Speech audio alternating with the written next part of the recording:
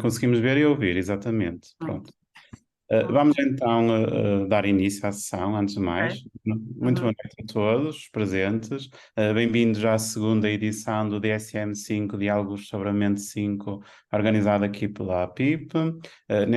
Neste ciclo dedicado à neuropsiquiatria, já tivemos uma sessão no passada, que muitos de vocês também se calhar estiveram presentes, sobre psicose e epilepsia, e esta realmente é a segunda sessão sobre manifestações neuropsiquiátricas na doença de Parkinson. Aqui a moderar estou eu, Rui Salgado e a Vitória Melo, em representação aqui da direção da APIP, para vos ajudar, para também vos ajudar a colocar as questões e a organizar aqui este webinar. Um, Antes de mais, também gostaria de apresentar a oradora. A doutora Isabel Milheiro é psiquiatra no Centro Hospitalar do Entre Douro e Voga, em Santa Maria da Feira. É pós-graduada em Psiquiatria e Saúde Mental pela Faculdade de Medicina da Universidade do Porto e responsável da consulta de Psiquiatria Geriátrica do Centro Hospitalar Entre Douro e Voga. E é também docente na pós-graduação em Queres Psiquiatria tapar? Geriátrica na CESP. Antes de darmos então início à sessão, que tem uma duração aproximada de 30 a 50 minutos, também queria dizer que possíveis questões que Não. possam ter, Estou a uh, ouvir uma coisa. pedia só para toda a gente retirar o som pôr em mute os seus microfones, por favor. Mas pronto, antes de começar então, de passar aqui a palavra à doutora Isabel, também queria dizer que se tiverem alguma questão, podem ser colocadas, as questões podem ser colocadas no final, podem ligar a vossa câmara ou ligar o vosso microfone e falar no final, mas antes tentem só pôr a mão no ar para fazermos com que a ordem seja ordeira. Ou então também podem escrever as vossas questões no chat, que eu ou a Vitória depois também as lemos, e fazemos ouvi-las aqui à doutora Isabel. Pronto, e sem mais neste momento para referir, dou então a palavra aqui à doutora Isabel e espero que aproveitem esta sessão. Então, muito boa noite a todos. Antes de mais dizer que é um gosto enorme estar aqui. Fiquei muito contente com o convite que a APIP me dirigiu. Eu sou uma pessoa que acho que tenho um gosto particular pela partilha de conhecimento e com os colegas mais novos e com os mais velhos. Gosto muito da partilha e acho que a medicina só faz sentido se falarmos, se trocarmos ideias, se trocarmos opiniões. Eu faço um esforço muito grande por isso no meu dia a dia. Acho que vou conseguindo. Como disse o Rui, eu realmente trabalho na feira, estou lá já desde 2011. Pronto, criei a consulta de gerontopsiquiatria, porque já desde o internato que tinha este gosto muito particular pela área. E faço um esforço muito grande e acho que vou conseguindo de alguma forma manter esta relação muito próxima com a neurologia, que é uma área que eu gosto muito, e estas doenças no fundo são doenças neuropsiquiátricas, portanto exigem uma partilha muito grande e às vezes é difícil coordenar horários, é difícil estabelecer pontos, mas eu faço essa luta e não é como eu queria, mas já é muito próximo do que eu gosto e neste momento consigo ter uma reunião portanto, periódica com os colegas da neurologia, discutir casos, porque são realmente difíceis e acho que quanto mais discutirmos, mais conseguimos para os doentes. Pronto, sem me querer alongar muito mais portanto, nestas minhas curiosidades e nestas coisas que eu gosto de fazer, portanto, propuseram-me este tema, portanto, as manifestações neuropsiquiátricas na doença de Parkinson, portanto, é um tema assim muito específico e eu vou dar aqui, se calhar, assim um lamiré geral pela doença, porque acho que é interessante para todos e acho que é uma mais-valia para a prática clínica e vou tentar, sobretudo, ser muito clínica, porque pronto, eu realmente sou uma pessoa que valorizo muito a investigação e agora tive que me sentar para rever tudo isto quando vim fazer esta apresentação, mas a verdade é que sou muito clínica, sou muito da prática e, portanto, vou tentar ser assim com uma linguagem o mais simples possível, tentar que pelo menos no final da apresentação vocês possam ter alguma dica mais importante para o vosso dia-a-dia. Pronto, então começando aqui, vamos aqui ver se eu consigo avançar com os slides, não é? Pronto, estamos então, doença de Parkinson, portanto a doença de Parkinson é a segunda doença neurodegenerativa mais comum. É uma doença que resulta, no fundo, de uma complexa combinação de fatores genéticos e ambientais. Portanto, em relação aos fatores genéticos, eu também não me vou debruçar muito, até porque, no fundo, a doença de Parkinson, de origem genética é muito rara, portanto há sempre uma contribuição genética, mas aquela que o predomínio, digamos assim, é genético, representa apenas 5 a 10% dos casos da doença e, portanto, acho que não tem aqui muito peso. Portanto, eu não me vou esmiuçar, até porque é uma área muito complexa em termos de mutações e de genes, e que eu acho que para aqui, para a nossa área, não tem grande interesse. Em relação aos fatores ambientais, já acho que pode ter algum interesse, termos conhecimento que há pelo menos 4 fatores ambientais que neste momento está provado que têm influência no poder vir a desenvolver a doença de Parkinson, que são eles. O facto da pessoa já ter tido um traumatismo crânioencefálico prévio, o facto de uma pessoa ter estado exposta a pesticidas ambientais, o facto de viver num ambiente rural e o facto de estar sujeito ao uso de beta-bloqueantes. Pelo menos estes 4 fatores, existem outros, mas pelo menos estes 4 são conhecidos e está provado que realmente podem contribuir para o desenvolvimento da doença de Parkinson. Em termos de patofisiologia, portanto, a doença, o que é que caracteriza a doença? Caracteriza a morte precoce de neurónios dopaminérgicos na substância negra. Pronto, e não só isto, portanto, para além desta morte precoce, o que acontece também na doença de Parkinson é, portanto, no fundo, são as inclusões intracelulares de agregados da alfa-sinucleína, portanto, a proteína, que formam os nossos conhecidos corpos de Levy. Portanto, e o que se sabe é que esses próprios corpos de Levy, a acumulação desses corpos de Levy é que vão contribuir para a morte neuronal destes neurónios dopaminérgicos. Claro que aqui a doença de corpos de Levy não está restrita à parte cerebral, não é? E podem existir, e eu vou falar disso também mais à frente, outros corpos de Levy ao nível da medula espinhal e mesmo ao nível do sistema nervoso periférico. Portanto,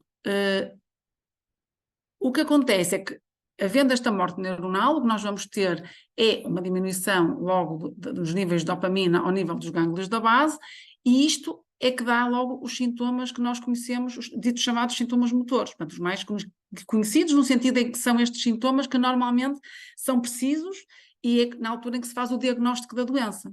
Agora, o que nós sabemos é que estes sintomas motores são apenas a ponta do iceberg, ou seja, são subejamente conhecidos de todos nós, mas a doença normalmente começa muito antes, não é? E começa com sintomas ditos não motores, sintomas esses que depois se vão prolongando no tempo, não é? Se vão instalando, vão piorando, e que muitos deles acabam por ser até estes sintomas ditos não motores, nos quais estão englobados os neuropsiquiátricos, são os sintomas que normalmente até contribuem para aquilo que a gente chama a pior qualidade de vida no doente, ou seja, são aqueles que em termos de tratamento nos dão mais desafio.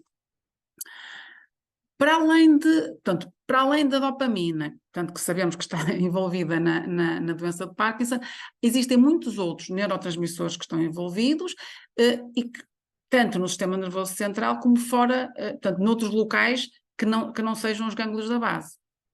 Por isso é que é uma doença tão complexa, não é? Envolve muita coisa. Portanto, como eu dizia há pouco, o diagnóstico da doença depende da presença destes sintomas motores.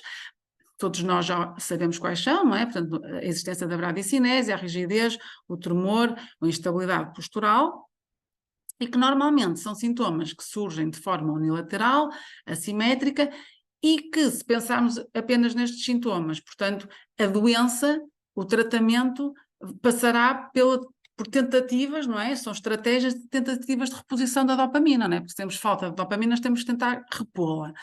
Pronto, e isto será para o tratamento destes sintomas motores. Claro que esta reposição, por sua vez, pode ser feita a vários níveis, não é? Nós podemos ter o tratamento feito por tentativa de aumento dos níveis de dopamina, portanto, pelo precursor, portanto, pela levodopa. Posso ter o tratamento ao nível mais da fenda sináptica, portanto, tentando aumentar a disponibilidade da dopamina, usando, por exemplo, o inibidor da MAO-B, ou ao nível pós-sináptico, ou seja, usando os agonistas dopaminérgicos.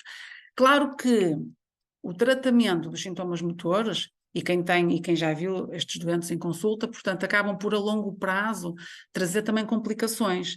Portanto, as ditas flutuações, por exemplo, as discinésias, pronto, e em relação às flutuações, eu até queria aqui só fazer um parênteses, porque acho que é uma coisa que até falei com uma colega neurologista no outro dia, que eu própria não tinha bem esta noção, porque havia muita ideia ainda quando eu li isto há uns anos, que realmente havia a ideia de que havia algum benefício em tentarmos poupar o uso da levodopa numa fase inicial da doença para podermos usá-la mais tarde, entre aspas, não é? Para tentarmos evitar o aparecimento destas flutuações.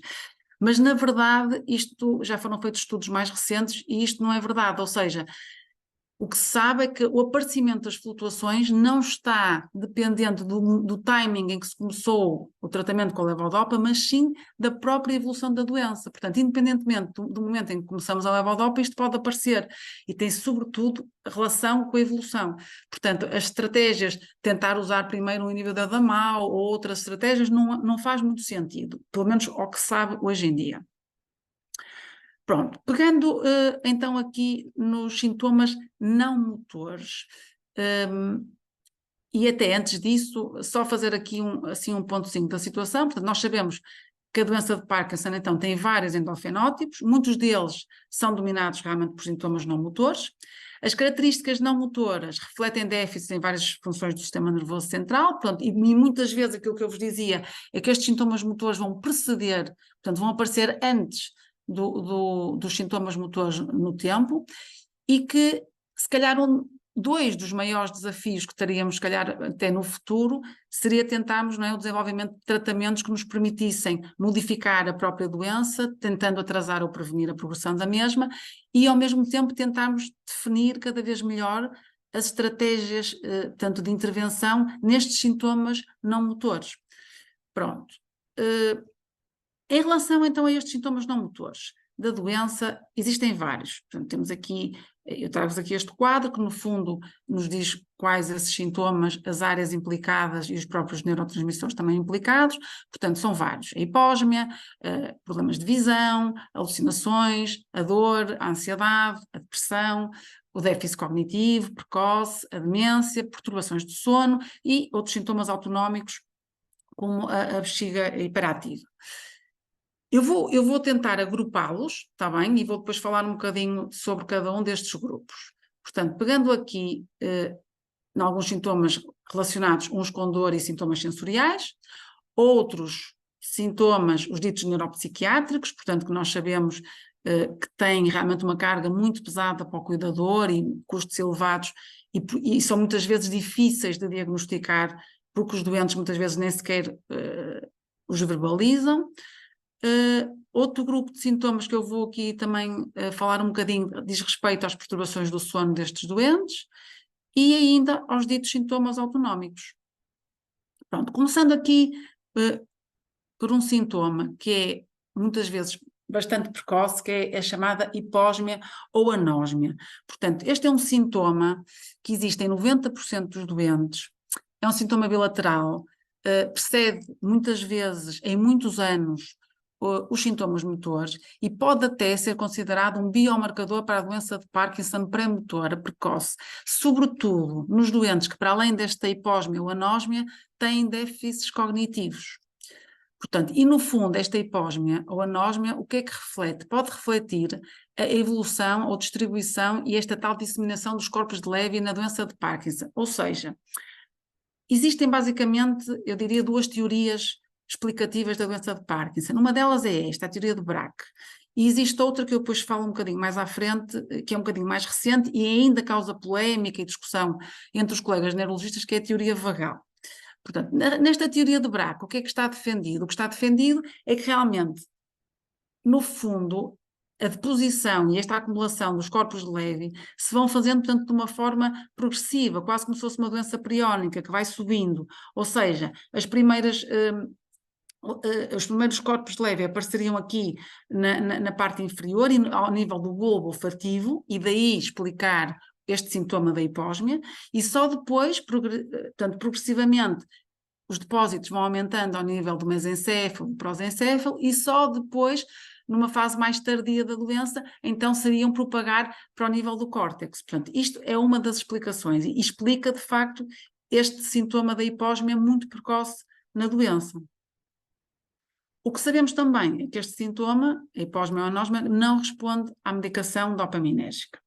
Pronto, em relação agora a sintomas visuais, o que nós sabemos também é que de 22 a 78% dos doentes têm realmente perturbações visuais, nomeadamente as alucinações, a diplopia e a diminuição da acuidade visual, e se antigamente se pensava que estas alucinações estavam sempre muito relacionadas com o próprio tratamento, ou seja, com os fármacos dopaminérgicos, hoje sabe-se que eles de facto podem agravar as alucinações, mas elas existem muitas vezes também numa fase precoce da doença e estão relacionadas diretamente com a neuropatologia, com a própria degeneração, isto é, a própria acumulação dos tais corpos de Levy ao nível, seja do córtex occipital, ao nível dos neurónios da retina, portanto, e outras zonas que possam estar relacionadas com a parte visual, é o suficiente para provocar este tipo de sintoma.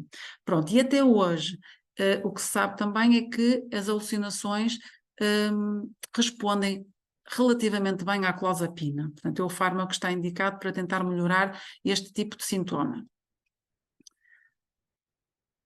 Passando agora aqui para um sintoma que é assim bastante mais complexo, que é a questão da dor.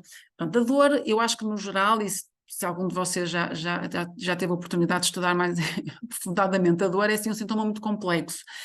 Eu tive a oportunidade quando eu tenho a pós-graduação em acupuntura médica e quando fui fazê-la em 2017 foi assim uma área que tive que estudar muito porque na verdade, apesar de eu fazer a acupuntura muito dirigida à área psiquiátrica, a formação, como sabem, tem muitos colegas de anestesistas da consulta da dor que usam a acupuntura na área da dor, portanto foi assim um tema muito explorado.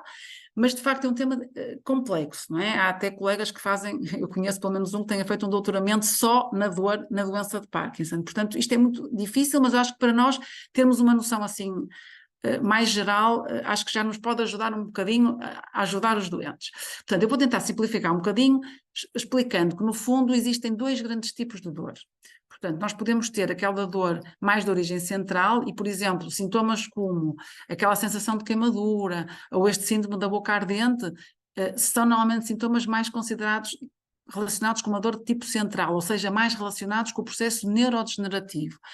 E podemos ter, por outro lado, uma dor mais de origem musculoesquelética, portanto, mais relacionada até com esta questão das limitações motoras do doente, portanto, as cãibras e a rigidez mais relacionados com isso. Portanto, o que nós sabemos é que os gânglios da base, de facto, sustentam a função sensorial, portanto, através da modulação da dor, portanto, e da informação que vai para a substância nígrida, córtex, tálamo, e que na doença de Parkinson, como eu já disse, nós temos esta perda do input dopaminérgico, não é, para os gânglios da base, e, portanto, isto só por si vai alterar portanto, a percepção sensorial dos doentes e, como tal, vai alterar a dor.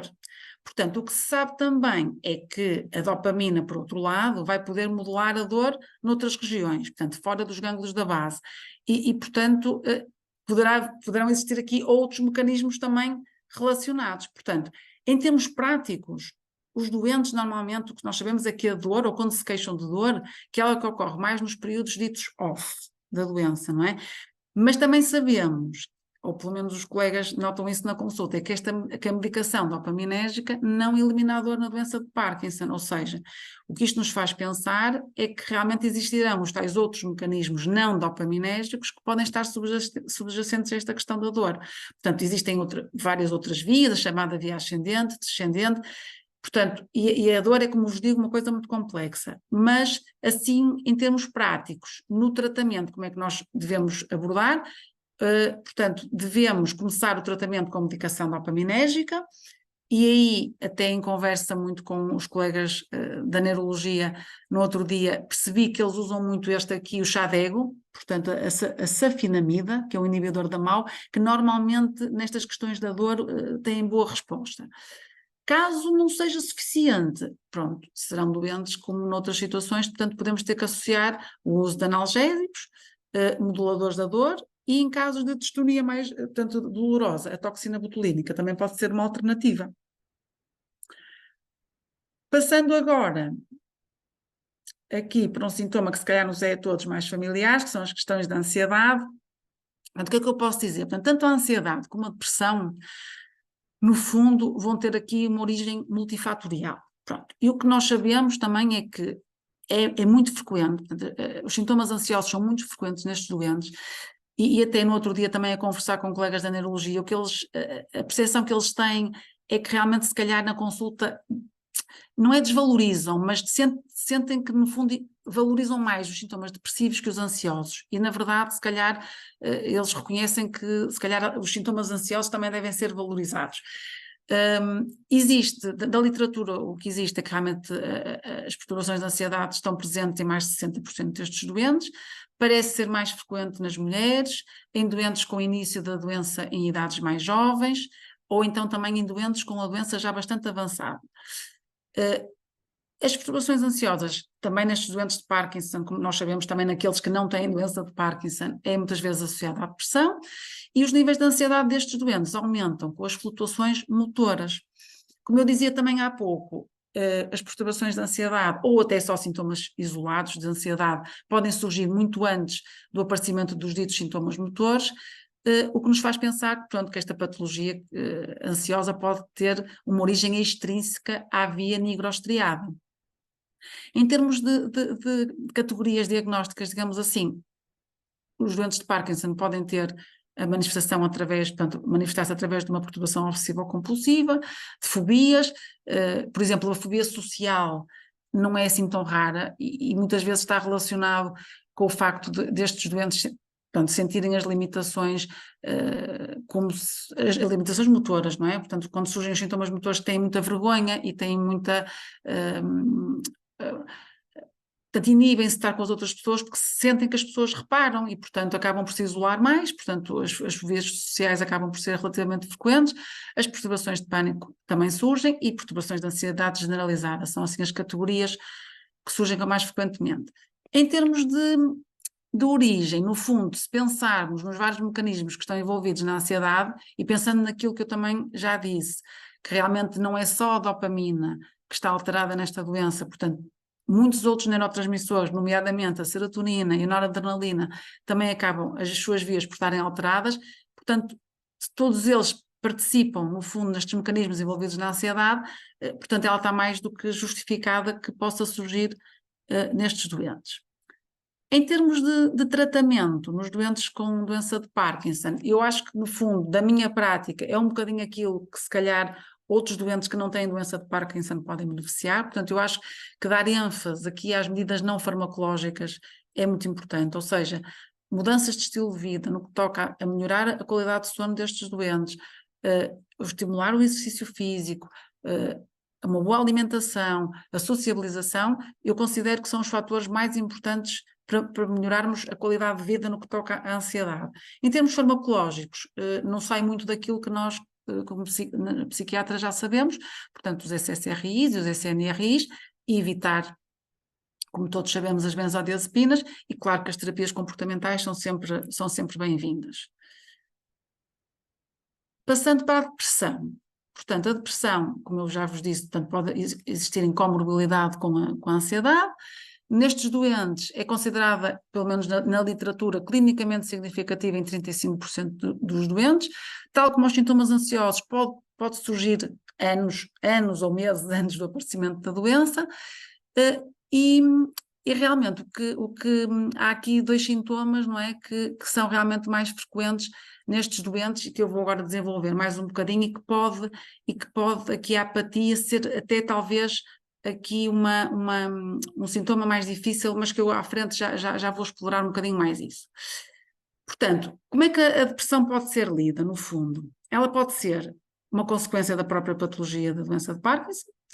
Por outro lado, a depressão pode ser uma reação às incapacidades relacionadas com a doença de Parkinson, como eu falava há pouco também da tal fobia social, não é? Que as pessoas perante os sintomas motores ficam mais inibidos. Aqui a depressão também pode ser uma reação a esses sintomas motores, ou até ser um fenómeno separado, ou até mesmo uma interação entre todos estes fenómenos.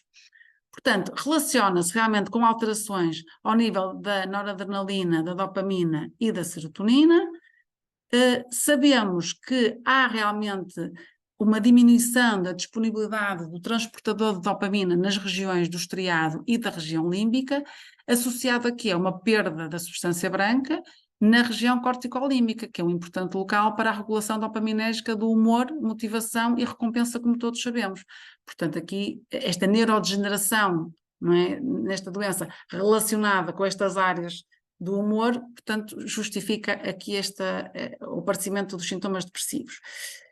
Em relação ao tratamento, o que sabemos, ou o que a literatura nos diz, é que realmente os antidepressivos tricíclicos parecem ser superiores aos outros, nomeadamente a amitriptilina. Pronto. Depois, em termos de eficácia, aparece-nos logo a seguir a venlafaxina, mas na verdade, também em conversa com colegas neurologistas, o que eles me dizem que na prática, pelo menos a maior parte com quem falei, é que realmente acabam por utilizar muito mais os SSRIs, nomeadamente até a sertralina, e com alguma boa evidência. O pramipexol está aqui, é um agonista dopaminérgico, mas realmente que tem efeito antidepressivo.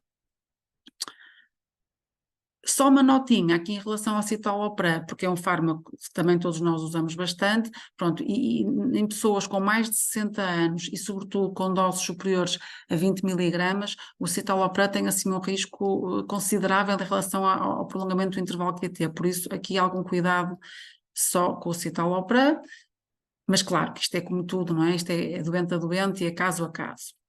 Pronto, em relação àquele sintoma que vos falava há pouco, aqui da apatia, pronto, a apatia é um sintoma assim difícil de definir, não é de definir e sobretudo de distinguir, não é? Por exemplo, dos sintomas depressivos. Sabe-se que 60% dos doentes realmente têm apatia de uma forma isolada ou associada à depressão e à demência. Acho que podemos assim definir um bocadinho a apatia por uma menor motivação, no fundo, uma diminuição daqueles comportamentos que nós temos com determinado objetivo, não é? Com um objetivo definido, aquela nossa capacidade de iniciativa. Portanto, menor atividade, menor interesse, menor socialização, mas claro que era como eu vos dizia, isto são tudo sintomas que nos fazem pensar também em sintomatologia depressiva, portanto, e às vezes o diagnóstico é difícil. Mas eu diria, portanto, que o melhor distingue a apatia, ou não sei se é o melhor, mas pelo menos assim, o que eu tenho mais assim, facilidade em transmitir-vos, eu acho que a apatia é mais aquela indiferença emocional, portanto, aquela menor preocupação com os outros e esta perda desta capacidade dos comportamentos dirigidos a determinados objetivos. E, na verdade, as imagens, não é? Os exames de imagem, o que mostram é que nos doentes com apatia há realmente uma neurodegeneração de todas estas estruturas que ficam, no fundo, entre o córtex frontal e o tegumento ventral, que, no fundo, são as tais áreas responsáveis por estes comportamentos dirigidos a. Portanto, a apatia, curiosamente, em termos de tratamento, parece que tem alguma melhoria, pelo menos a única coisa que tem havido evidência, é com a rivastigmina. A fadiga, por sua vez, pode resultar da própria disfunção motora, não é? Uma consequência mesmo dos sintomas motores, ou diretamente também da neuropatologia. E algumas vezes também precede em algum tempo, pelo menos, os sintomas motores. Em termos de tratamento, aqui a fadiga, fala-se aqui da rasagilina, que é um inibidor da MAO, e nos estudos que eu vi também da acupuntura. Eu acho que a acupuntura até poderia aparecer aqui em mais sintomas, porque na verdade a acupuntura médica acaba por ter um benefício muito grande em termos de sono, em termos de ansiedade, e portanto aqui na fadiga também. Eu não sei se vocês têm algum tipo de experiência com a acupuntura, mas pronto, no fundo o que a gente faz na acupuntura médica é uma neuromodulação periférica, ou seja, nós vamos tentar fazer uma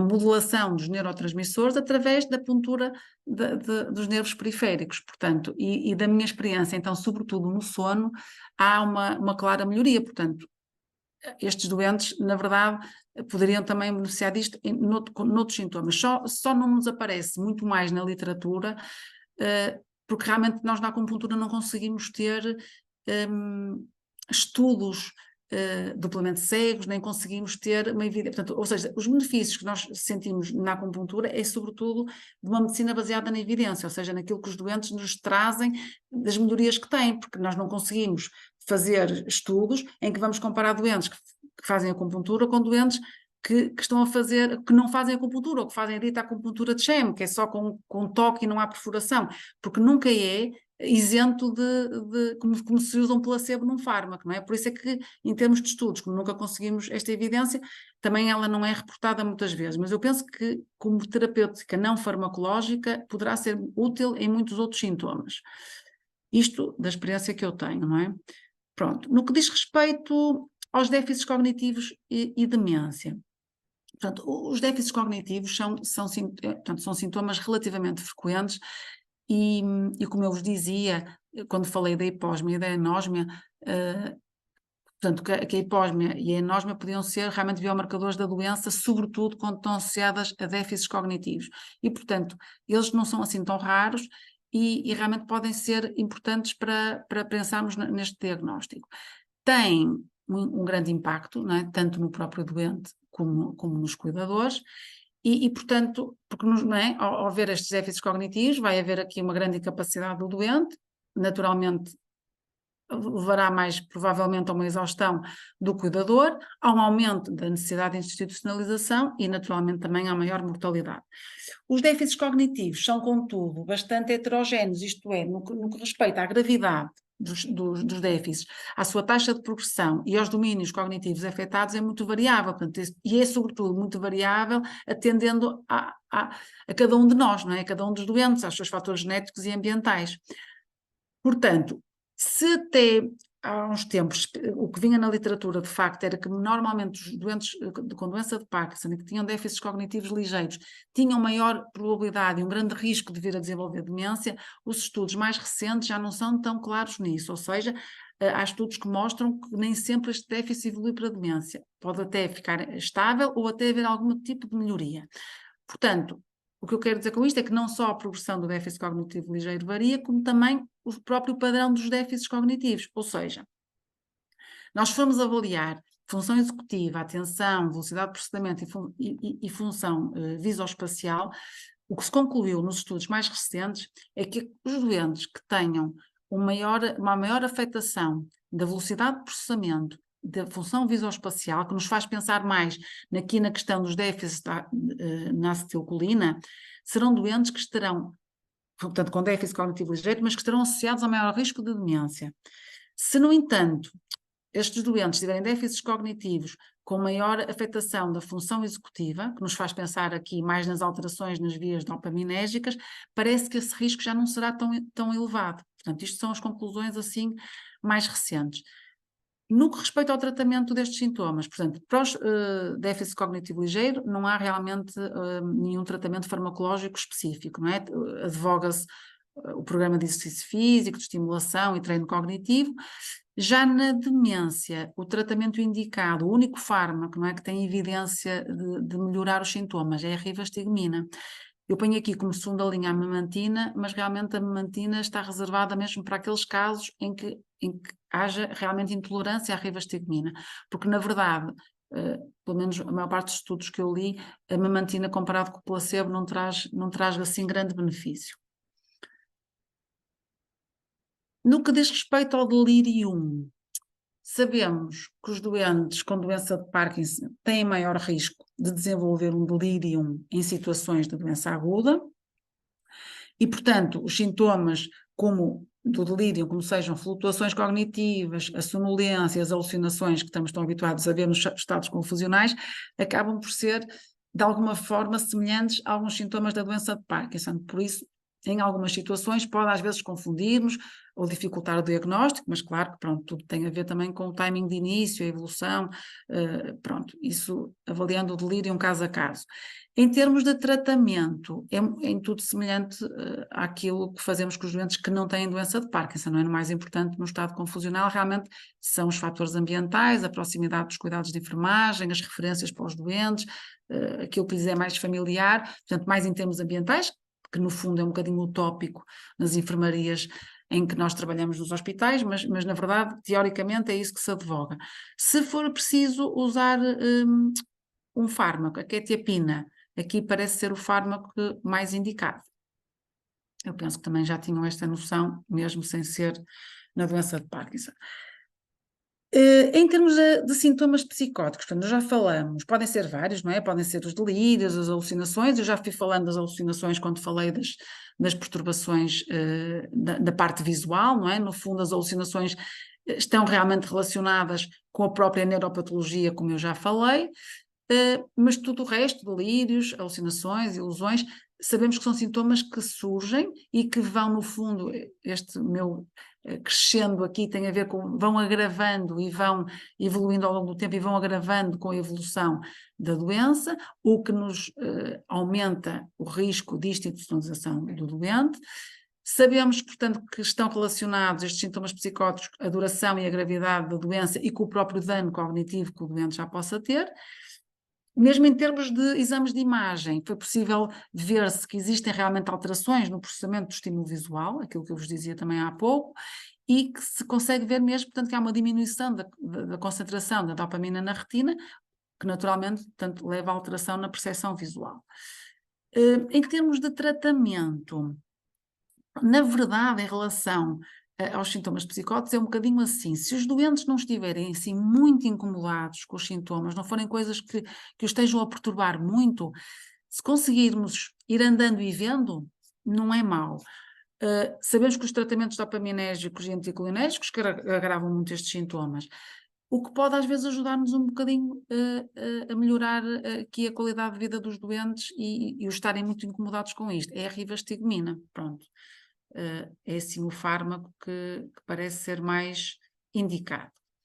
Existem ainda, e também queria falar-vos ainda destas 3 entidades, que são as perturbações que estão realmente relacionadas com o tratamento. Portanto, temos aqui uma perturbação do controle dos impulsos, o síndrome de privação agonista dopaminérgico e o síndrome de desregulação da dopamina. Portanto, começando aqui pela primeira, portanto, em que é que ela se traduz? Traduz em comportamentos aditivos que se podem manifestar como binge eating, jogo patológico, compras compulsivas, comportamentos sexuais anormais, isto tudo isoladamente ou em concomitância. Na doença de Parkinson, estes comportamentos estão associados ao tratamento com agonistas dopaminérgicos. O que nós sabemos é que as pessoas que têm maior risco de desenvolver esta perturbação serão os doentes jovens, fumadores, o uso de altas doses de agonistas dopaminérgicos durante períodos muito prolongados e ainda alguns homens, sobretudo aqueles que têm determinados traços de personalidade ou algumas perturbações psiquiátricas como impulsividade, ansiedade e depressão. Como é que se pode ajudar estes doentes? Tentando fazer uma titulação decrescente da terapêutica agonística dopaminérgica coadjuvada com terapia cognitiva ou comportamental. Outra perturbação que surge relacionada com o tratamento é o chamado síndrome de privação do agonista dopaminérgico, que, como o nome indica, resulta de uma rápida titulação decrescente ou da abstinência do próprio agonista dopaminérgico, que se pode traduzir por um quadro bastante complexo com vários tipos de sintomas. Por um lado, sintomas relacionados com irritabilidade autonómica, fadiga, hipotensão ortostática, náuseas, vômitos, sudorese, ou também sintomas psicológicos como ansiedade, ataques de pânico, depressão, fadiga, irritabilidade, ideação suicida, entre outros, e por dor generalizada. Portanto, nestas situações, a melhor postura é estar muito próximo do doente, vigiar, tentando controlar os sintomas, mas sobretudo esta proximidade e o acompanhamento do doente com estes sintomas. O síndrome de desregulação da dopamina resulta do uso indevido e compulsivo da terapêutica dopaminérgica, portanto, a combinação, no fundo, da terapia de reposição de dopamina com determinados fatores de risco individuais de cada um e com a patologia da doença de Parkinson conduz ao possível desenvolvimento de um síndrome aditivo caracterizado por flutuações do humor e por comportamento aditivo. Portanto, aqui o que é que se pode fazer é tentar uma titulação decrescente e cuidadosa do agonista dopaminérgico, fracionamento da terapia com levodopa e, em casos refratários, a infusão de levodopa intrajejunal ou a estimulação cerebral profunda. Passando agora aqui às questões do sono. Portanto, como eu já vos disse aqui nesta apresentação, portanto, temos vários neurotransmissores envolvidos na doença, não é? Dopamina, serotonina e noradrenalina. E, portanto, todos estes neurotransmissores estão envolvidos no controle do sono. Portanto, é natural que estes doentes tenham razões para ter perturbações do sono. Dividido assim em 2 grandes grupos, portanto, há aqui a questão da sonolência diurna e dos ataques de sono que estes doentes têm, que podem realmente piorar com a medicação agonista dos receptores da dopamina. Portanto, e na literatura o que vem descrito é que o uso de modafinil, portanto, aquele estimulante que se usa na narcolepsia, pode dar aqui alguma ajuda, mas pronto, é um fármaco delicado, estamos a falar de doentes com idades avançadas, portanto, algum cuidado, mas em termos de científicos será isso que se pode tentar usar. E depois temos as perturbações do sono noturno, porque na verdade estes doentes têm sobretudo insónia, tanto provocada pela doença como pelos próprios fármacos, ou seja, estes doentes têm tudo para... Basta a questão, por exemplo, de terem dor. Só a dor é motivo para despertar. Terem os chamados MPS, que eu falo aqui, que são os movimentos periódicos do sono, portanto, pequenas contraturas musculares que podem ocorrer ao longo da noite e que não despertam propriamente o doente, às vezes despertam, mas muitas vezes não despertam, mas que provocam microdespertares, ou seja, o doente acaba por ter um sono muito fragmentado e, portanto, e que é uma perturbação que, lá está, que se trata com agonistas dopaminérgicos. O síndrome das pernas inquietas, que não sendo preciso um exame de sono, portanto, é um diagnóstico clínico, julgo que vocês sabem, portanto tem a ver com o desconforto que os doentes podem sentir, sobretudo no final do dia, quando estão em repouso, ou antes de ir para a cama, em que sentem um desconforto nas pernas, com necessidade de as mexer para aliviar esse desconforto, e isto provoca uma insónia inicial importante muitas vezes. Portanto, e muitos destes acordares são prolongados. Portanto, estes doentes têm inúmeros fatores, para além, já sem falar, já me estava a esquecer aqui das alucinações, não é? Que estes doentes têm muitas vezes, a nictúria, os pesadelos, e portanto, tudo isto são motivos para se dormir mal. Eu destaco aqui a perturbação do sono REM. Eu também julgo que se calhar a maior parte estará familiarizada com a perturbação, mas para quem estiver menos familiarizada, portanto, o que é isto da perturbação do sono REM? Portanto, diz respeito a uma perturbação que surge, e lá está, aqui é um sintoma que pode preceder em muitos anos a doença, e é um sintoma muito importante. O que é que acontece? Nós quando estamos em sono REM, e porque estamos bem feitos, não é? E porque a natureza está bem feita, estamos em atonia muscular, ou seja, não temos tónus, precisamente porque estamos a ter sonhos vividos, sonhos em que estamos em situações às vezes, não é, aflitivas e outras, e portanto estamos sem tónus para não nos mexermos. A verdade é que há pessoas que perdem esta capacidade da atonia e, portanto, têm a perturbação do sono REM, que é começam a vivenciar e a gesticular durante os sonhos mais vividos. Isto é uma perturbação, portanto, que incomoda, não é? Que pode, em quem dorme com parceiro, magoar o parceiro do lado, as pessoas podem-se também magoar com quedas, e, portanto, é um sintoma importante que pode ser preditor da doença. Portanto, eu não digo aqui, mas na verdade, em termos de tratamento, o que normalmente usamos é o Rivotril, com muito boa resposta, e deve ser tratado, não é? Porque melhora muito a qualidade do doente. Em termos de sintomas autonómicos, começando aqui pela questão da bexiga, portanto, estes doentes têm sintomas como nictúria, urgência miccional e que estará relacionada com a hiperreflexia do detrusor. Isto porque na doença de Parkinson, não é? Isto parece estar relacionado com a perda do efeito inibitório dos gânglios da base e, portanto, estes doentes têm estes sintomas, que o tratamento que está indicado é este, a solifenacina, mas muitas vezes já são os colegas até de urologia que ajudam um bocadinho a aliviar este tipo de sintomas. No que diz respeito aos sintomas gastrointestinais, há aqui um que é muito importante, que é a obstipação, porque é um que surge muito frequentemente e muitas vezes muito cedo no desenvolvimento da doença. E estes sintomas gastrointestinais é que também nos fazem aqui pensar na tal teoria que há um bocadinho vos falava, da teoria vagal da doença de Parkinson. Portanto, eu falei-vos inicialmente da teoria de Braque, portanto, ali com o início da deposição dos corpos de Levy ao nível do bulbo olfatório, portanto, que explicava ali o sintoma da hipósmia, mas mais recentemente existe esta tal dita teoria vagal que defende que a doença de Parkinson poderá ter início ao nível do intestino, ou seja, que esses depósitos de corpos de Levy se podem iniciar mais ao nível intestinal e que depois se fará a progressão da mesma forma como na teoria de Braque, portanto uma progressão quase como uma doença priónica, não é, que vai subindo e até chegar à parte cerebral. Claro que esta teoria vai sendo discutida e é controversa porque, na verdade, não consegue explicar muito bem o tal sintoma da hiposmia e da anosmia precoce.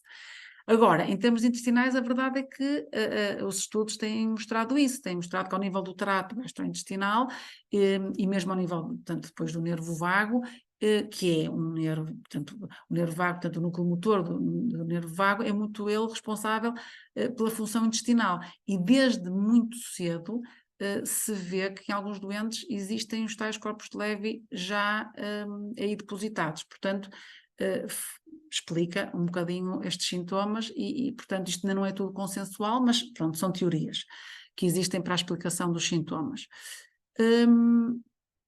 No que diz respeito à parte cardíaca, a disfunção autonómica cardíaca existe em mais de 80% dos doentes com doença de Parkinson, a hipotensão ortostática é realmente bastante frequente e é um marcador de disfunção simpática. Podem existir outros sintomas como a hipertensão lábil, o aumento da frequência cardíaca e a hipotensão pós-prandial. Depois os tratamentos já são assim bastante específicos, com fármacos como a amiodarona, a droxidopa, mas tudo para uso muito pontual e tudo com muita monitorização. E penso que em relação a esta explanação assim de cada um dos sintomas, já vos disse assim aquilo que queria. Trago-vos só este quadro assim para terminar aqui e fazer assim uma perspectiva, porque eu acho que este quadro está realmente muito bom. Encontrei-o logo nos primeiros artigos que li e que nos dá assim esta perspectiva realmente longa da doença, que até nos faz lembrar, se calhar, um bocadinho aqueles quadros, não é, das fases prodrómicas dos doentes psicóticos, não é, antes do primeiro surto, que parece que há aqui realmente uma janela de tempo muito grande em que não se consegue, não é, atuar tão cedo quanto se queria. Portanto, aqui com este aparecimento realmente da tal perturbação do sono REM, muitas vezes numa fase muito precoce, os sintomas depressivos, a obstipação, a ansiedade, a tal hipógmia, aqui numa fase muito inicial. Depois aqui o aparecimento dos sintomas motores, o que se diz também e o que está na literatura é que quando surgem os sintomas motores da doença já estaremos para aí com mais de 60% de morte neuronal a nível dos neurónios dopaminérgicos e depois a instalação de todos os outros sintomas, não é? Não motores e neuropsiquiátricos, a demência já numa fase mais tardia e portanto que levam a uma grande incapacidade destes doentes. Portanto, há aqui um leque muito grande e um caminho muito grande, por isso é que seria o ideal era encontrarmos forma de mudar aqui a evolução da doença. E pronto, sabemos que a doença de Parkinson é de facto uma doença difícil, com muitas limitações, com muitos desafios, mas na verdade acho que pronto, é como em tudo na vida, não é?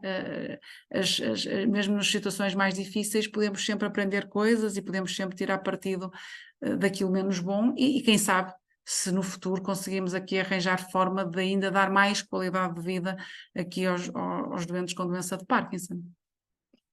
E pronto, acho que era isto que vos queria transmitir. Estou aberta agora a dúvidas e a questões. Muito obrigado, doutora Isabel Minheiro, pela Nada. apresentação, pela forma como organizou também por sintomas e quadros psicopatológicos, que acho que ajuda a cimentar um bocadinho as coisas. Uhum. Vamos então abrir agora o período de questões, por isso, se tiverem alguma questão, podem escrever no chat ou podem levantar a mão e falar, fazer a vossa questão, com câmara, sem câmara, como quiserem.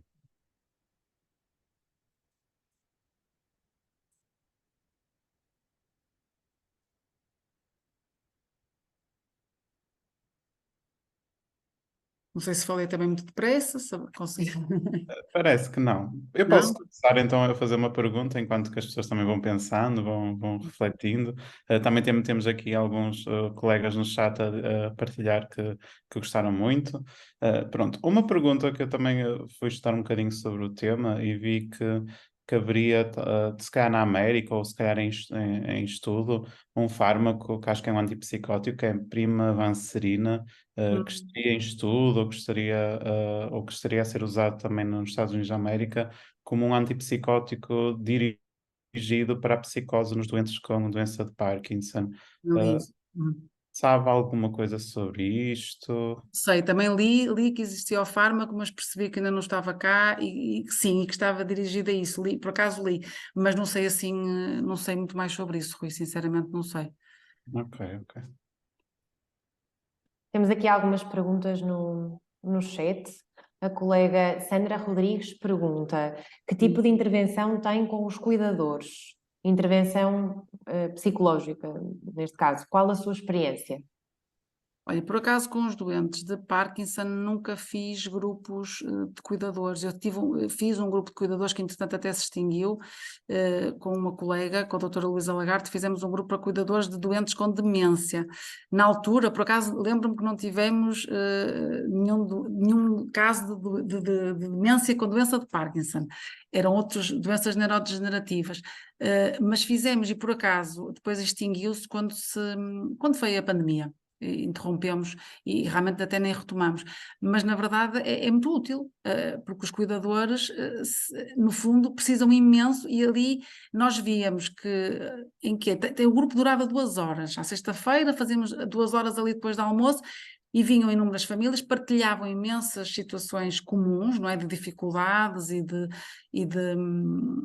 dificuldades, no fundo, da gestão das coisas do dia a dia. Às vezes eram coisas muito básicas, não é? De pequenas coisas que se podiam fazer em termos de, lá está, daquilo que eu falava das coisas não farmacológicas, não é? Que se pode melhorar em casa, da alimentação, do estímulo, e a partilha, portanto, corria muito bem. Eu acho que isso é uma mais-valia quando se consegue, porque ao mesmo tempo, não é? Num curto período de tempo, conseguimos ajudar várias famílias, não é? E acho que isso que é aquilo que eu advogo quando também faço estas tais reuniões com a neurologia, é tentar, num período de 1 hora, discutir 6 ou 7 doentes, não é? Resolverem-se ali uma série de situações, porque às vezes quando se anda, vai à consulta de neurologia, depois vai à consulta de psiquiatria, quer dizer, há aqui uma perda de tempo na otimização dos cuidados, porque, e pronto, e os cuidadores, é como qualquer outra doença neurodegenerativa, não é? Os cuidadores sofrem imenso com a evolução e com estas perdas e com estas dificuldades dos doentes. E depois o isolamento é terrível, não é? Portanto, eu acho que a partilha, portanto, ou seja, o isolamento dos doentes, mas o isolamento também às vezes dos cuidadores, não é? Que não partilham com mais ninguém aquilo que estão a passar, dificulta, não é? O tratamento.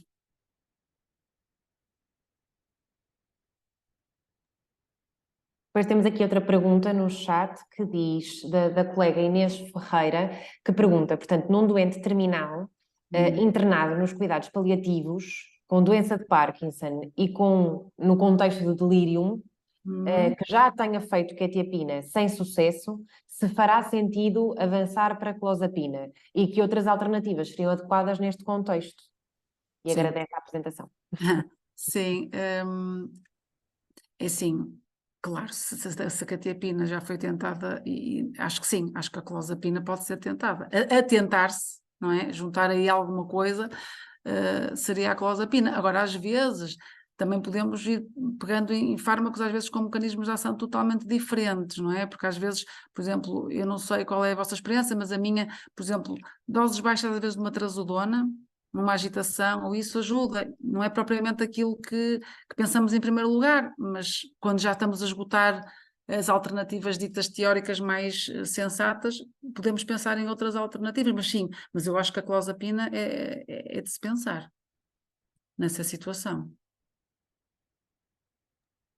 O que é triste, e aqui reforçando um bocadinho a questão do delírio, portanto, o que é triste é nós fazermos tudo aquilo que não se deve fazer no delírio, não é? Porque a gente vai ler onde quer que seja e a gente vê a nossa experiência da prática, o delírio é tudo menos farmacológico, portanto, ou seja, o tratamento é tudo aquilo que nós não conseguimos dar aos nossos doentes e que com a pandemia então foi drástico, porque se os doentes estão nas enfermarias e têm pouco acompanhamento dos enfermeiros, porque são poucos, porque os auxiliares são poucos, porque no fundo não há recursos humanos, com a pandemia, não estando sequer a família perto, foi dramático, não é? Porque as coisas agravaram-se muito, porque não custava nada, não é? E às vezes são coisas básicas, o ter um relógio à cabeceira, ter os pertences que costuma ter em casa, tê-los por perto, ter um familiar regularmente, não é? por perto, trazer coisas que lhes são familiares, pequenos objetos que em casa são familiares, isso pode fazer a diferença do delírio.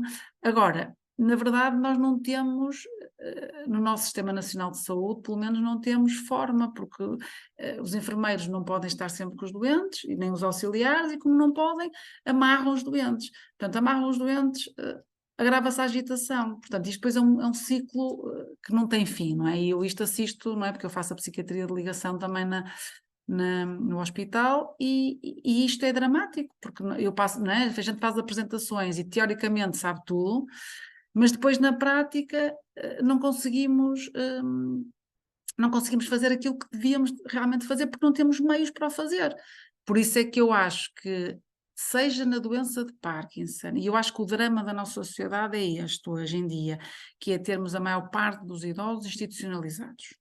Portanto, para mim este é o maior drama, porque nós somos uma sociedade em que as pessoas da minha geração e da vossa, se calhar também já, mas da minha, os casais trabalham muito, não é? E trabalham todos mais de 40 horas o casal e, portanto, não há tempo, não é? Porque é que nós vivemos numa sociedade em que temos os filhos institucionalizados nas creches e não temos tempo para cuidar dos pais e, portanto, as pessoas institucionalizadas pioram. E eu isso na consulta vejo.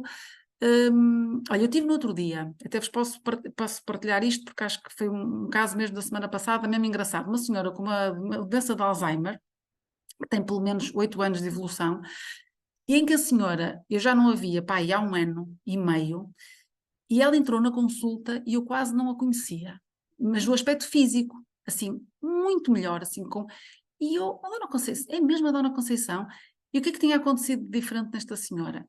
Ou seja, ela estava com memantina e o Donepezil já na dose, portanto, de 20 memantina, 10 de Donepezil. Não mudei nada na medicação no último ano. A diferença é que esta senhora que andava de casa de filho em filho, desde que o marido tinha falecido, agora estava na casa de uma das filhas só, sempre no mesmo ambiente, com o neto a cuidar, e portanto esta estabilidade foi o suficiente para esta senhora, e eu posso dizer que ela melhorou, ou seja, em termos de déficits, não é? Memória zero, não é? Está numa fase em que nada, nem idade, nada, não sabe, mas estava bem de aspecto físico e sem agitação, sem alterações de comportamento, portanto, foi mais uma prova, não é, que eu tive de que realmente o grande problema que nós temos é a falta, nos hospitais, é a falta de recursos humanos, de funcionários para estar perto dos doentes, e nas famílias são estas vidas agitadas e de falta de tempo que não nos permitem cuidar, que é também um dos nossos papéis na vida, não é? Nós somos, é importante que a gente trabalhe, mas o nosso papel na vida também é cuidar, seja dos mais pequenos, seja dos mais velhos. E acho que essa oportunidade não nos está a ser dada, pelo menos na nossa geração não nos está a ser dada. Pronto, mas isto foi um parênteses muito grande para dizer que realmente aqui as medidas não farmacológicas são sempre, para mim, as que poderiam ajudar muito a resolver estas questões confusionais e não só.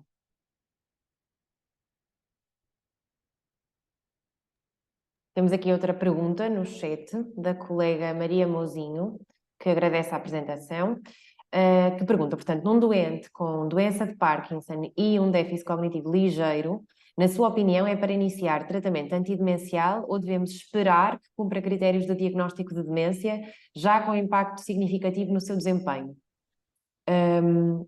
Gosto muito de ouvir falar sobre isto. Obrigada, é o que a colega diz.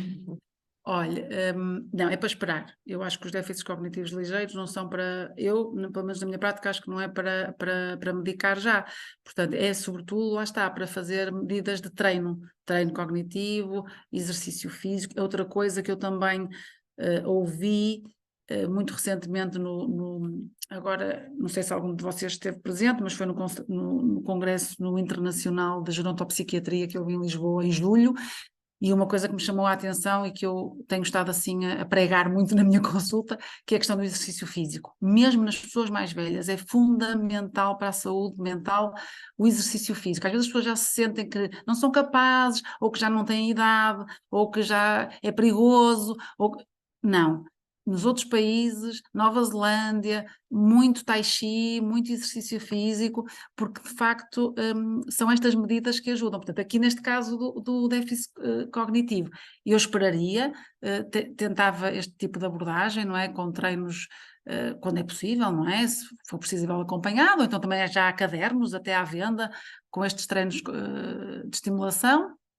E só avançaria para o tratamento antidemencial quando tivesse critérios de demência. Até porque se sabe que aqui a demência, portanto, a demência na doença de Parkinson, a resposta realmente é a rivastigmina e é uma resposta, portanto, não brilhante, não é? Portanto, na prática a gente vê uma pequena ajuda, mas não é de facto o tipo de demência que a gente nota assim uma resposta como noutras, não é? Como numa doença de Alzheimer ou outra, não é?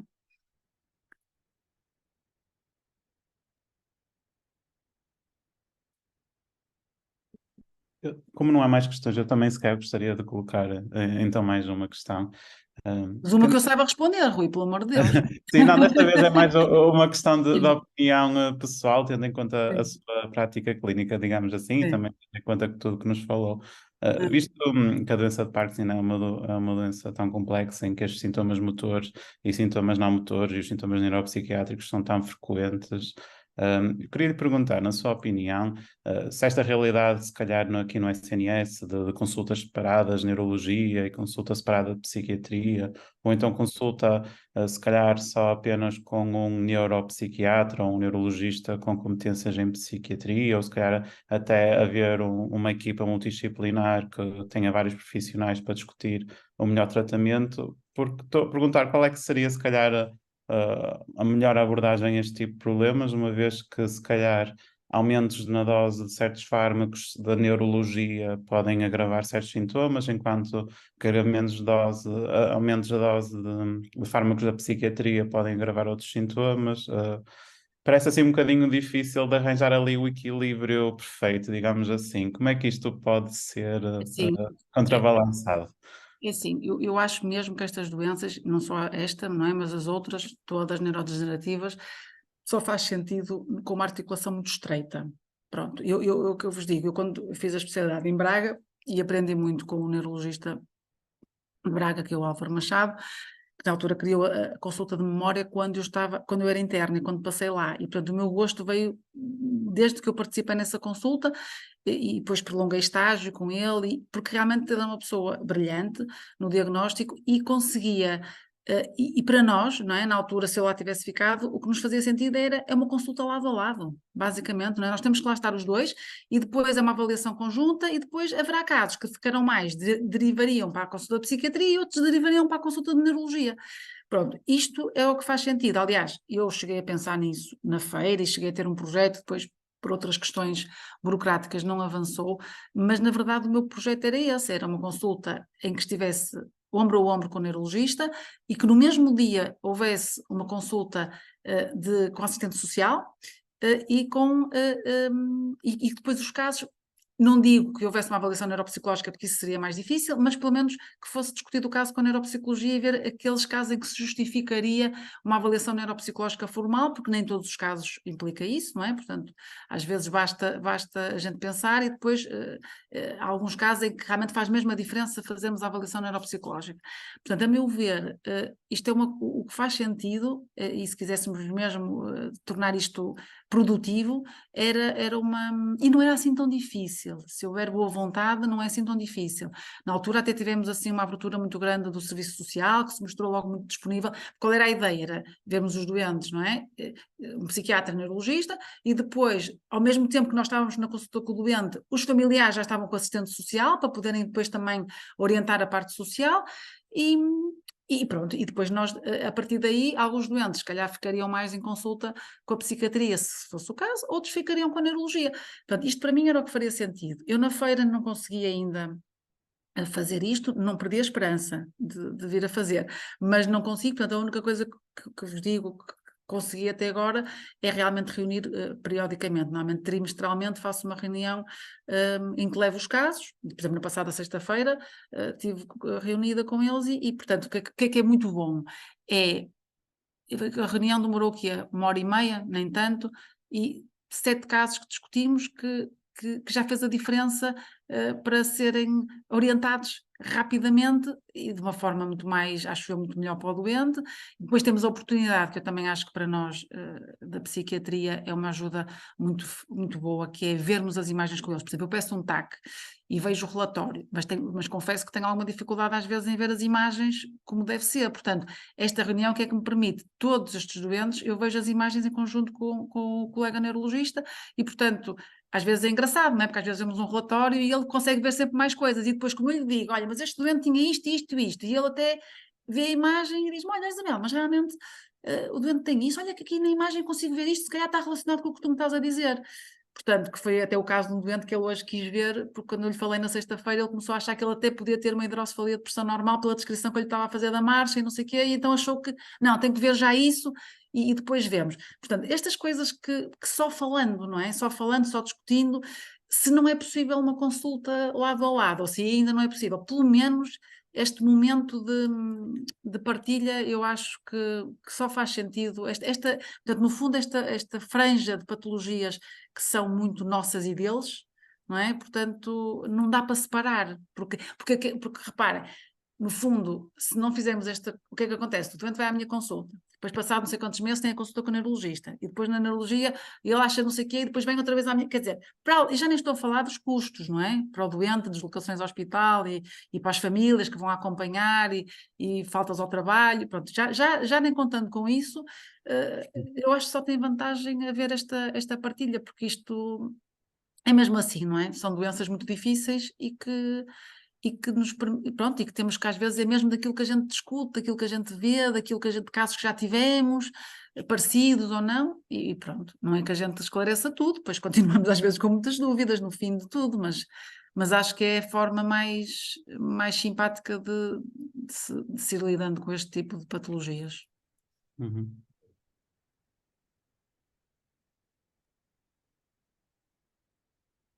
Posso só fazer uma pergunta muito rápida? Sim, claro. Enfim, nós internos atualmente começamos consulta, não é? Cada vez mais cedo, não é? No internato. Muitas vezes até quase por necessidade dos próprios serviços. E estes casos de uma doença de Parkinson que se apresenta como um quadro depressivo, angodepressivo, ansioso inaugural, muitas vezes é extremamente complexo, não é? Ou seja, à partida o doente chega-nos e muitas vezes é difícil conseguir suspeitar sequer desta hipótese de diagnóstico, sobretudo nos primeiros anos de internato. Em que as pessoas não estão tão capacitadas para ter este olho clínico tão apurado, digamos assim, não é?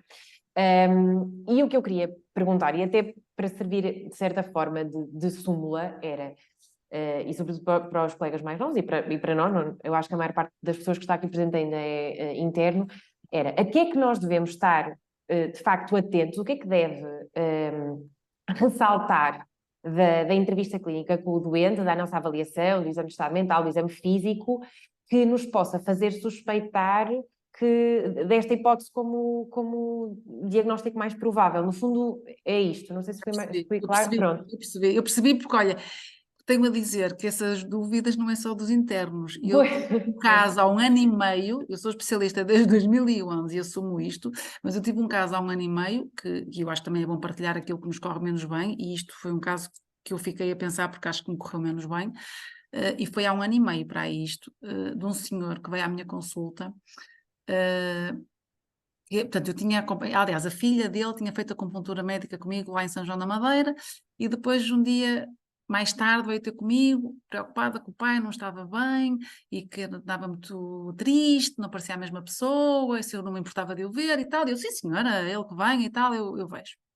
Avaliei o senhor e ele, portanto, havia uma compreensibilidade para mim muito óbvia ali para um quadro depressivo, quer dizer, estamos a falar de um homem de 70 anos, que vive aqui na zona de Santa Maria da Feira, uma casa grande, quase uma espécie de quinta, em que tem a casa-mãe, depois as casas dos filhos, ele tinha para aí 5 filhos, todos construíram no mesmo terreno, e portanto havia ali uma vida muito ativa, portanto este homem tinha sido industrial, mas estava reformado, mas portanto o hábito era todos os dias almoçavam na casa dele, filhos e netos, portanto a casa estava sempre cheia, e depois disso ia levar os netos à escola, que eram todas ali perto, ia levar um, buscar outro, que eram vários netos, Portanto, assim, uma vida muito ativa. E que, entretanto, veio a pandemia e ele, portanto, deixaram de almoçar lá.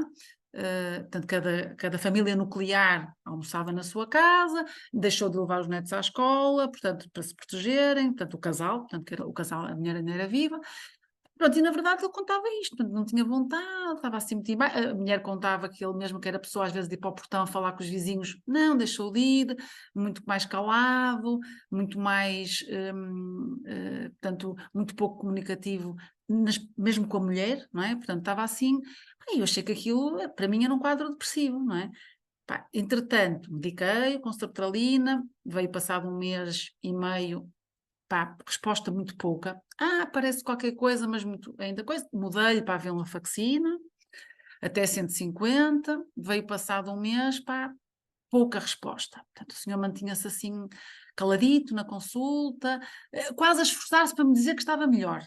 Foi a sensação que eu tive, mas não estava. Portanto, não estava. E eu achei, olha, se calhar não era pior, pronto, pedimos aqui a ajuda de um colega de neurologia, não sei se pode haver aqui mais alguma coisa. Pá, a verdade é que ele foi avaliado por um neurologista que achou que ele tinha Parkinson, e pela marcha do doente, portanto, e que eu não estive, se calhar, assim tão atenta, sou sincera, pronto. E de facto o senhor, pronto, entretanto melhorou e era um Parkinson, e eu fiquei muito marcada com este caso, porque realmente achei que, não é, que não me devia ter escapado. Pronto, não foi assim tanto tempo, não é? Desde que eu ouvia, mas a verdade é que se não se tivesse pedido a ajuda do colega, se calhar andava ali escalado e a associar fármacos e não sei o quê, e pá, e não havia resposta. E sobretudo o colega suspeitou. Portanto, ou seja, o que é que eu acho? Um quadro depressivo.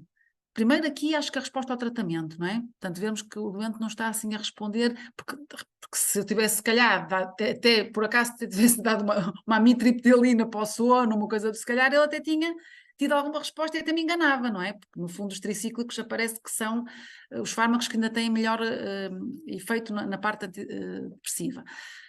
Portanto, isso e outros sintomas, se calhar estamos mais atentos à forma como o doente entra no gabinete, à marcha, à parte da expressão facial, que também se calhar, depois pensando bem, se calhar o senhor tinha assim um ar realmente menos expressivo, mas lá está, às vezes a menos expressividade, e aquele sintoma que eu dizia há bocadinho da apatia, se calhar nele batia um bocadinho certo, portanto ele estava mesmo com menos comportamentos de iniciativa, menos aquela emotividade mesmo, menos preocupação com os outros, portanto, era realmente, mas lá está, isto são coisas muito difíceis da gente distinguir de sintomatologia depressiva, não é? Sem ser apatia. Pronto, mas acho que tem que ser por aí, portanto, e tentar estar atento a outros sinais, não é? De expressões faciais, marcha, pronto, acho que é por aí, não é? E a resposta ao tratamento, ou não resposta, não é? Ou falta de resposta ao tratamento, não é? Neste caso. Obrigada. Isso também não são depois de nada, mas isto para dizer que não é só isto, não é só, portanto, claro que as pessoas, os internos do primeiro, segundo ano, meu Deus, não é isto, Jesus, um bicho de 7 cabeças, não é? Nem lhes passa, mas mesmo nós, já especialistas e com alguns anos, às vezes são áreas que, pronto, se não tivermos muito, não é, atentos nessas questões não vamos conseguir ver os sintomas, não é? Claro. Agora também se fala, não é, desta questão da PHDA estar, se calhar, muito subdiagnosticada no adulto, porque se calhar também se não estamos habituados ao diagnóstico, também não vamos conseguir encontrar os sintomas, não é? Portanto, não devemos a pensar neles, não é? Mas é um bocado isso, é nestas pessoas de idade, estes quadros depressivos, pronto, ter isto na cabeça, não é? Que se calhar, se não for isto, também pode ser aqui uma doença de Parkinson em início. Portanto, acho que nos abre assim um bocadinho os horizontes para isto. Obrigada. Nada, nada.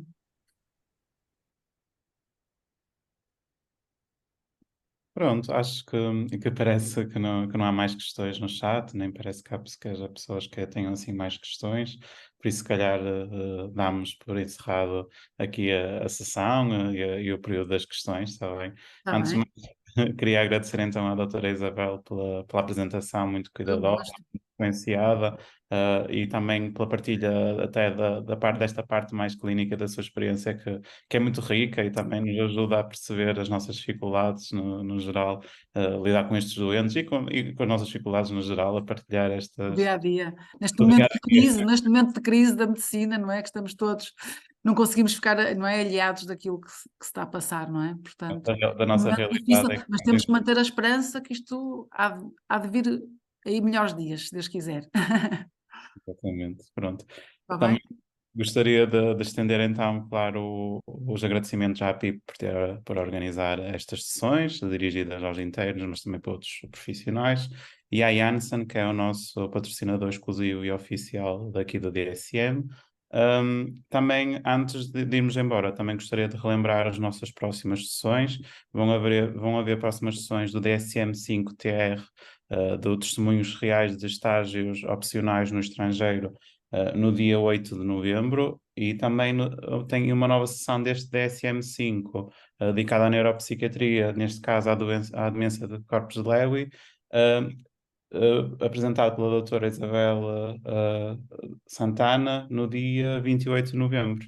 Pronto, por isso, se ainda não se inscreveram, os formulários estão abertos, inscrevam-se para conseguir ir a esses webinars.